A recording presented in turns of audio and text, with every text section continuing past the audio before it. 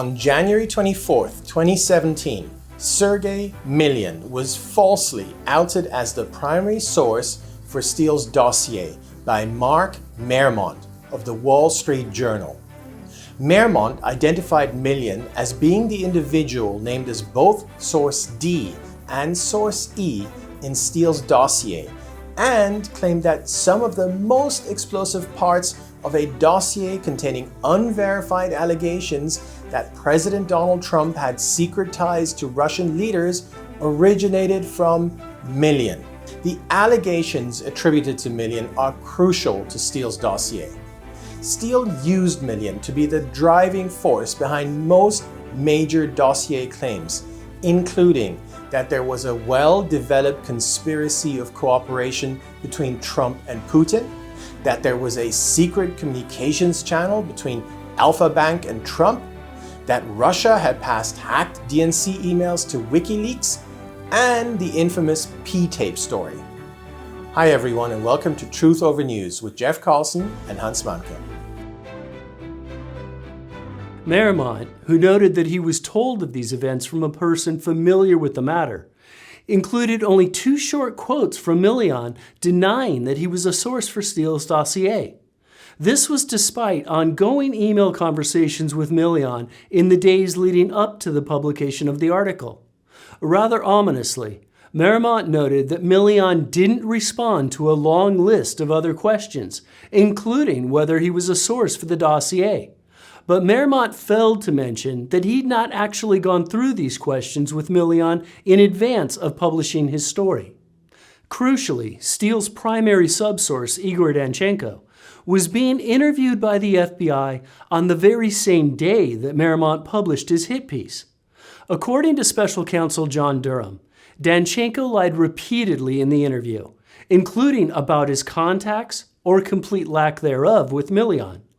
The timing of Maremont's bombshell revelations about Millian appears to have been designed to bolster the lies that Danchenko was telling the FBI. The tight sequence of events surrounding and leading up to Danchenko's pre-scheduled January 24, 2017 FBI interview appear to have been choreographed by Clinton operatives Fusion GPS. Notably, just 4 days before Maremont published his article outing Millian, Fusion head Glenn Simpson had reached out to the DOJ's Bruce Orr by phone regarding the potential impending unmasking of one of Steele's sources. Orr, then an Associate Deputy Attorney General at the DOJ, had been involved in an ongoing series of emails and meetings with both Steele and Simpson. During Bruce Orr's testimony, he stated that Simpson had called him on January 20, 2017, the same day as Trump's inauguration, conveying concerns that one of Steele's sources was about to be exposed. Orr testified that Simpson knew that some kind of article was likely to come out in the next few days. The unlikelihood that Simpson should have come by this knowledge out of pure chance was highlighted by Mark Meadows during Orr's testimony. How would Glenn Simpson know that, and the intel community and the Department of Justice and FBI not know that? What made Glenn Simpson so uniquely qualified to call you on Inauguration Day about a concern about a source being outed? When asked, Orr said that he didn't know where Simpson got his information from, prompting Meadows to reply that Simpson must have talked to the media.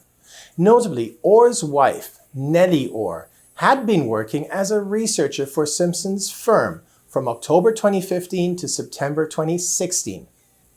According to Orr, he had become aware that his wife was looking at, among other people, Sergei Millian, which was one of the names that either Steele or Simpson had also given Orr.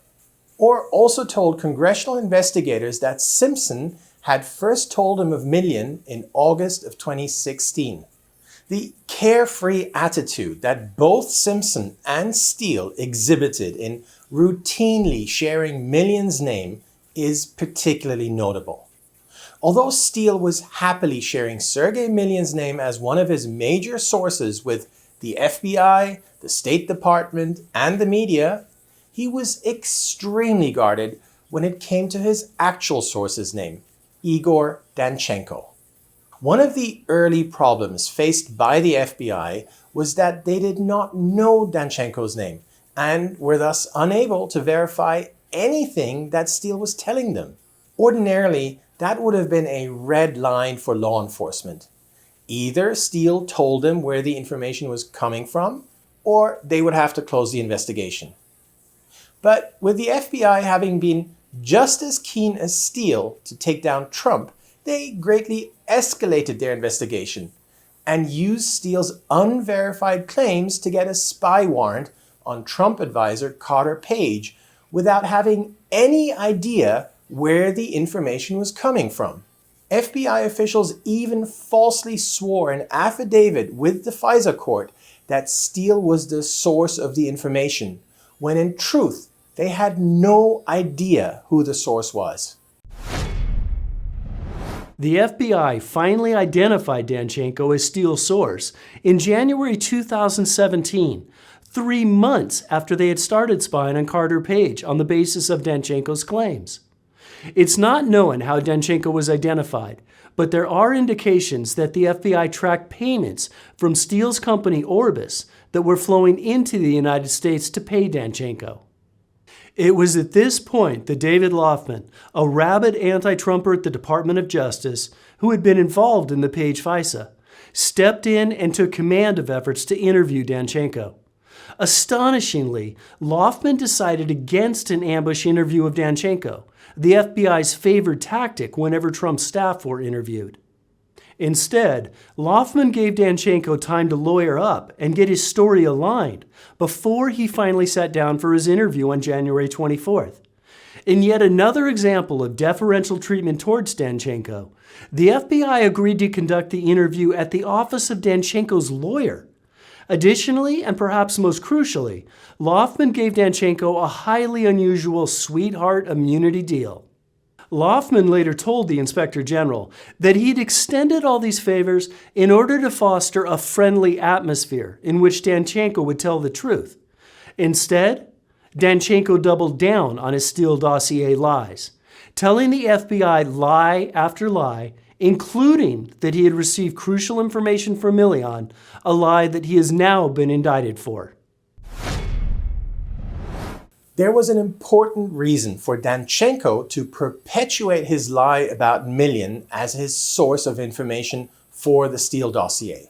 Steele's heavy reliance on Millian as a major source for his dossier allegations hinged on having a plausible story as to how Steele obtained that information from Millian. Steele needed his own operative, Danchenko, to be in the same room as Millian. That way, Steele would have a built-in he said, she said excuse. A question mark would have forever been left dangling over whether Millian had actually said the things that were attributed to him.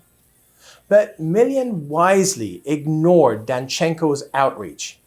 And this lack of a personal meeting between the two men created the fatal flaw in the Clinton campaign's dossier scheme.